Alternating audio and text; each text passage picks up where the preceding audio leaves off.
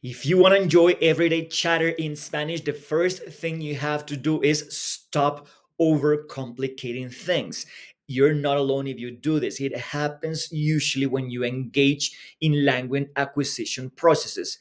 As a language nerd myself, who speaks six languages, I sometimes tend to overcomplicate when I'm trying to acquire new vocabulary. For example, right now, my focus is in German and I do Duolingo every day. I go to TikTok and I follow people who are creating content that is German related, but I feel that sometimes I tend to overcomplicate things. So we're going to start with the basics, basic communication, greeting, and farewells.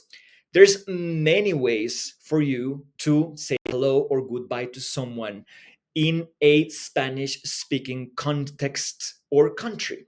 You can say hola, you can say qué tal, you can say qué hubo if you're in Colombia, or you can say qué onda if you are in Mexico, or cómo vas, cómo van las cosas. There's many ways, but as long as you know your typical hola or qué tal when you want to greet someone casually, you're good.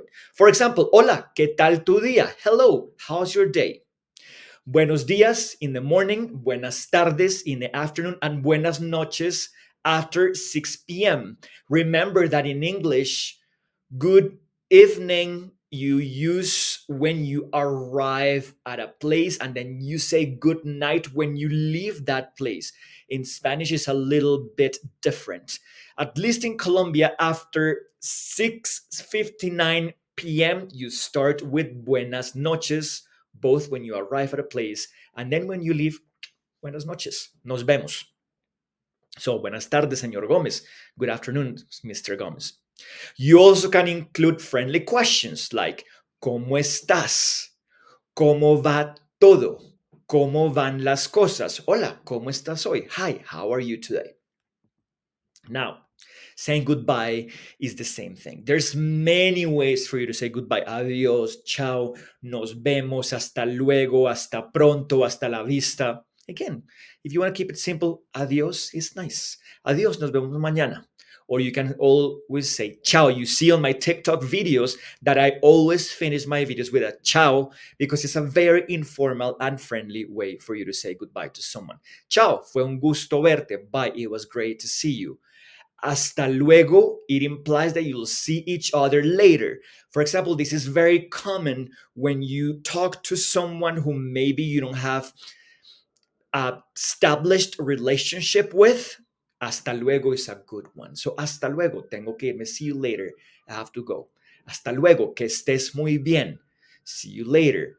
Or until later. I hope you will do fine. And then you also want to make sure that you engage in conversation, right? So, for example, expressing interest in joining activities like te apuntas is like, are you in? For that, in Colombia, you could also say te pegas, like do will you glue yourself or stick to the plan, right? So, for example, vamos al cine, te apuntas, we're going to the movies, are you in? And then you can confirm the plans. ¿A qué hora? When you know exactly what time do you want to meet. For example, ¿a qué hora comienza la fiesta? Or ¿a qué hora empieza la fiesta? What time does the party start? Right? And then when you seal the deal, when someone invites you to a plan or to do something and you are looking forward to that, you can say claro to seal the deal. Or dale in Colombia at least, and in many places in Latin America as well. Dale is a very common one as well. Entonces, nos vemos a las 6 de la tarde en el estadio de fútbol. Let's see each other at 6 p.m. at the soccer stadium. Dale, nos encontramos allí. Okay, we'll meet there. So, keep things simple. Do not overthink. Do not overcomplicate yourself and just start little by little to loosen up by saying hello, goodbye to people and engaging in casual conversation with them.